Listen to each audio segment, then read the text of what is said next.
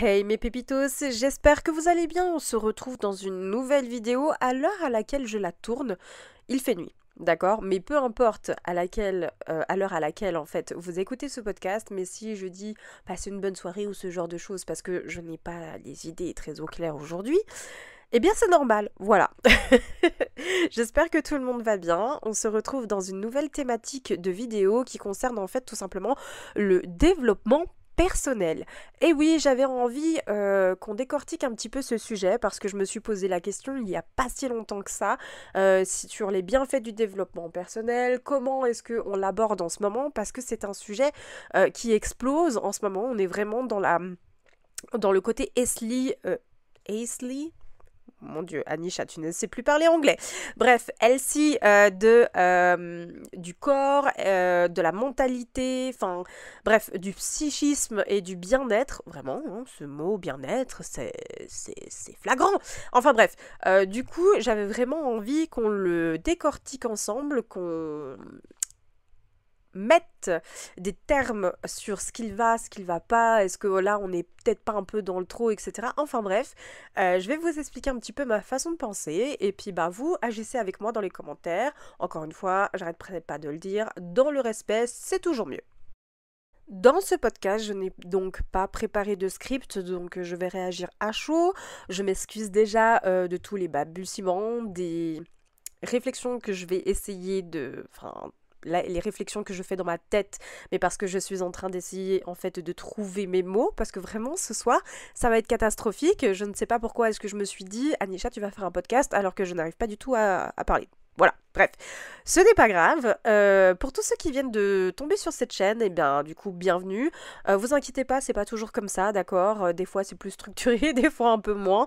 Mais je m'appelle Anisha et du coup, moi, mon truc préféré dans les podcasts, c'est tout simplement ouvrir une conscience et aussi débattre de sujets dits un petit peu plus tabous, dits un peu plus touchy. Donc voilà, si tu viens de tomber sur ma chaîne, eh ben... n'hésite pas à t'abonner déjà pour me soutenir et puis bah si tu aimes l'idée ben voilà bah je t'invite à voir toutes mes autres vidéos concernant les podcasts. Tu vas voir il y a des sujets qui sont plutôt intéressants. Enfin bref, du coup j'ai fait mon petit speech d'intro, je crois qu'on peut y aller. Comme vous le savez, avant de débuter le podcast, moi en tant que créatrice de contenu et d'en faire, en fait d'en créer tout simplement, eh bien je suis avant tout une personne qui adore écouter des podcasts. Ça peut être de tout et n'importe quoi, mais mes préférés, bien évidemment, sont sur le développement personnel. Et moi, du coup, sur le coup, j'avais vraiment envie, j'en avais besoin, j'avoue, j'en ai toujours besoin. Tout le monde a besoin d'un podcast sur le développement personnel parce que vraiment, ça fait réfléchir, ça fait travailler la tête, ça nous ouvre aussi une certaine réflexion. Je n'ai pas de mal à cette chose-là. Par contre, moi, ce qu'il me chiffonne, c'est que, en fait, maintenant, tout le monde s'y met. Voilà, je veux pas être méchante, je dis pas que c'est juste une seule catégorie de personnes qui ont le droit de le faire et d'autres pas du tout. Je suis pas du tout en train de dire ça, attention. Je suis juste en train de me dire que est-ce on n'irait pas trop loin en fait dans le développement personnel. Je sais que le but du développement personnel c'est en fait de casser les idées préconçues, mais là vraiment on va beaucoup trop loin.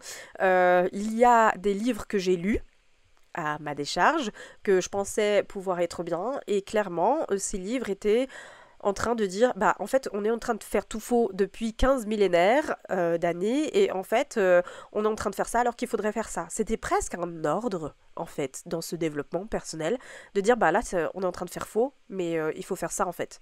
Et dans ma tête j'étais là en mode mais c'est pas possible. Laisse aussi l'opportunité à tes auditeurs, auditrices, en fait que tout simplement, chacun est différent, chacun va faire les choses à sa manière, et chacun doit s'écouter aussi. Chacun et chacune ont besoin en fait de choses différentes, ont besoin peut-être plus d'affection, plus d'écoute, plus de soins, moins de soins, plus de sport, enfin je ne sais pas, je mets des hypothèses, mais je trouvais ça ahurissant que dans le développement personnel, on était en train d'essayer de nous balancer une certaine ligne de conduite et pas une autre. Alors, je ne suis pas en train de dire que c'est mal ou que c'est bien, voilà, je dis juste que l'idée de interagir comme ça n'est pas forcément la bonne, en tout cas moi ça ne fonctionne pas.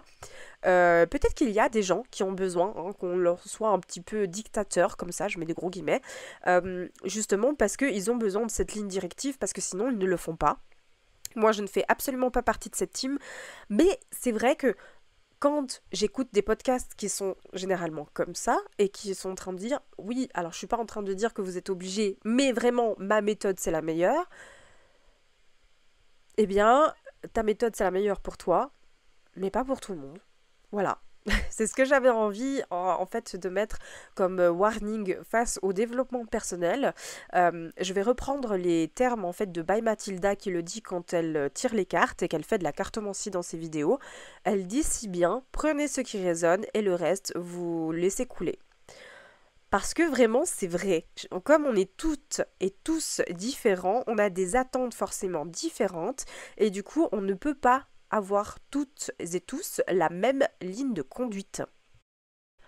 Et donc, en écoutant mes fabuleux podcasts, en lisant mes fabuleux livres de développement personnel, je me suis tout à fait aperçue qu'en fait, on est en train de vraiment tout déconstruire et laisser à la réflexion ce qui a déjà été fait, c'est déjà bien, c'est déjà très très bien, mais est-ce que on ne va pas trop loin ? C'est vraiment ça ma question. Est-ce qu'on ne va pas trop loin dans l'interrogation ? Est-ce qu'on est obligé de tout soulever, voire en fait jusqu'au moindre grain si tout est ok ? Moi, personnellement, encore une fois, vous n'êtes pas obligé d'être d'accord avec moi, je ne suis pas sûre. Il y a quand même des fondations, on le sait, qui vont certainement bien tenir. Ça ne veut pas dire qu'on ne doit pas les aboutir ou changer 2-3 choses ou de lignes directives. Je suis juste en train de dire qu'on peut garder les bases pour les transformer de façon différente. Je vous donne un exemple. Par exemple, dans le développement personnel, on aime bien dire « Ah, mais généralement, si vous avez ça, vous êtes obligatoirement comme ça. » Non. Vous n'êtes pas obligatoirement comme ça. Peut-être que il y en a, c'est de leur personnalité. Il y en a d'autres, ils l'ont acquis face à leurs années d'expérience, à leur vécu, à leur traumatisme. Et ça s'est développé de manière totalement différente. Donc, on va dire que la blessure, entre guillemets, parce que généralement, quand on parle de développement personnel, c'est pour s'auto-guérir sur une blessure interne, une blessure qui nous concerne. Eh bien, du coup, il faut apprendre à analyser ça. Voilà, c'est pour moi une chose, je pense, apprendre à s'auto-analyser, c'est déjà bon signe. Si c'est un trait de caractère, vous le savez. Personne ne peut mieux vous connaître que vous-même. Ça arrive de se perdre, je ne dis pas le contraire, mais personne ne peut mieux vous connaître que vous-même. Vous savez si ça fait partie d'un trait de votre personnalité ou bien si c'est quelque chose que vous avez acquis lors de vos expériences de vie. C'est comme je vous ai dit une fois, moi je ne suis pas maniaque de base, pas du tout, mais je l'ai acquis avec mon expérience de vie. Voilà, c'est aussi simple que ça. Donc la blessure ne vient pas de ma personnalité ou que j'ai chiffonné quelqu'un, c'est mon expérience de vie qui a fait que ça, maintenant, c'est grandement ancré.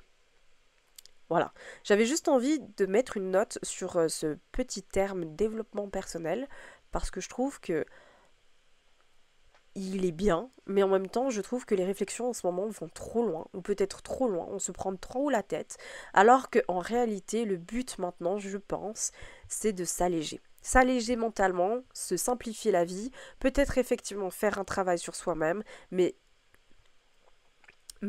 d'être au plus simple, d'être en accord avec soi-même, d'être en harmonie avec soi-même, je pense que c'est le mieux, de pouvoir se faire suffisamment confiance et justement de pouvoir guérir ses blessures internes.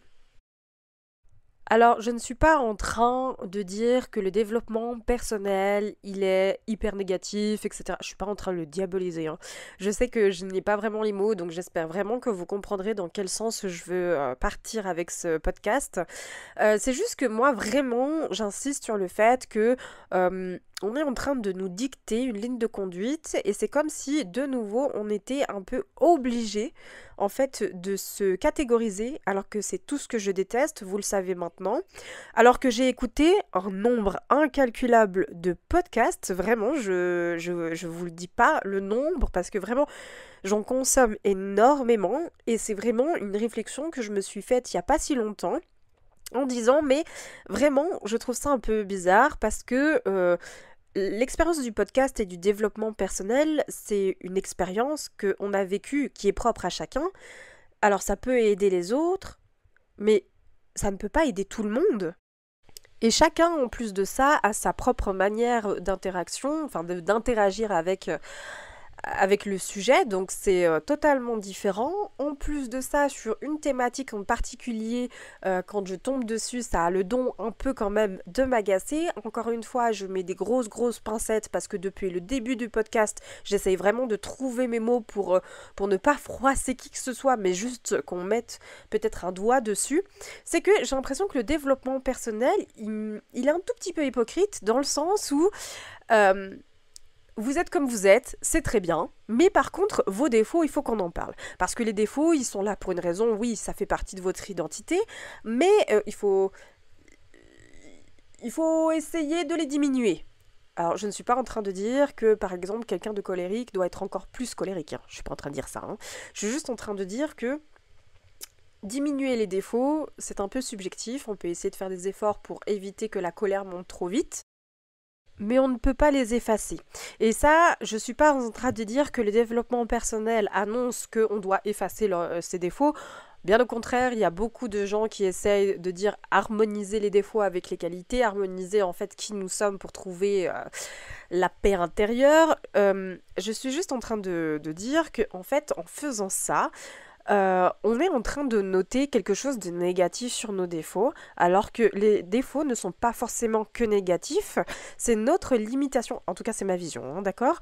Vous n'êtes pas obligé d'être d'accord avec moi, mais moi en tout cas, comment je vois les défauts, c'est que c'est une note en fait que c'est notre propre limite, en fait. Où on dit stop, où on accepte ou on n'accepte pas, on cautionne ou on prend la charge ou pas, c'est notre propre limitation vis-à-vis des autres, vis-à-vis de soi-même aussi également, je pense.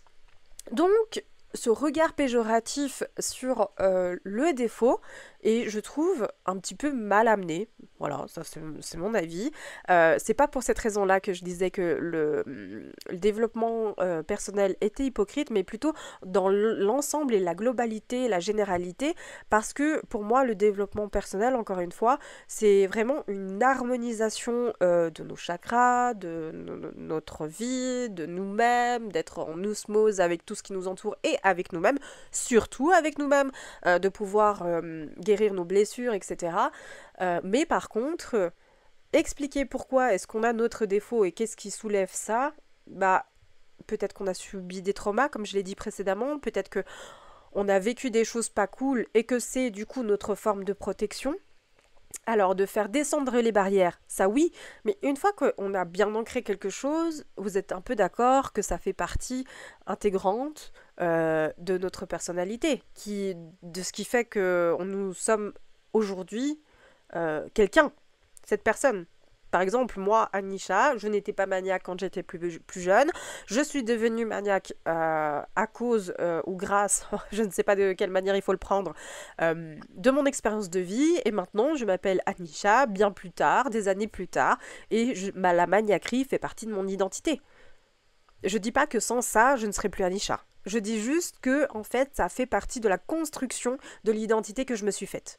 Alors, si vous avez envie de déconstruire ça et d'arrêter justement de vous voiler la face, je suis d'accord, hein, le but ce n'est pas de porter un masque envers tout le monde et de se faire passer pour un personnage qui n'est pas le vôtre, enfin une personnalité qui n'est pas la vôtre, pardon, et bien du coup, je suis juste en train de dire que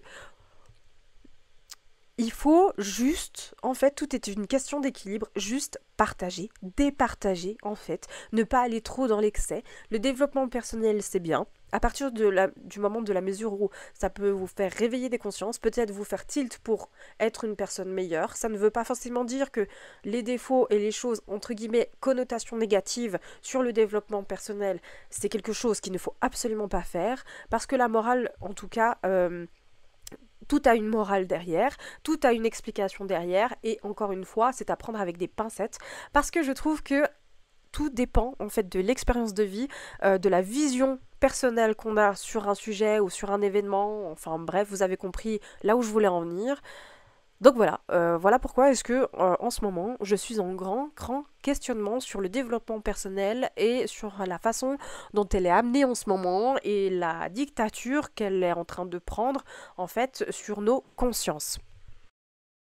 Et voilà mes petits pépitos, ce sera la fin de ce petit podcast. J'espère qu'il vous a plu. Si c'est le cas, on n'hésite pas, comme d'habitude, lâcher le like, s'abonner, parce que c'est très important. On active la petite cloche, hein, tout simplement, des vidéos, pour que vous soyez tenus au courant. Oh là là, j'y arrive plus. Pour vous tenir au courant de la nouvelle vidéo qui sort, comme ça vous loupez pas l'annonce, et surtout dites-moi en commentaire quelle est la vision que vous avez sur le développement personnel. Alors encore une fois, hein, je mets des gros guillemets, je ne suis pas en train de dire que le développement personnel est négatif, je suis juste en train de dire qu'elle prend une tournure un peu chelou en ce moment, mais dites-le moi. Et je vous fais de très gros bisous, je vous dis à demain pour une nouvelle vidéo, et d'ici là, prenez soin de vous. Allez, ciao mes pépitos.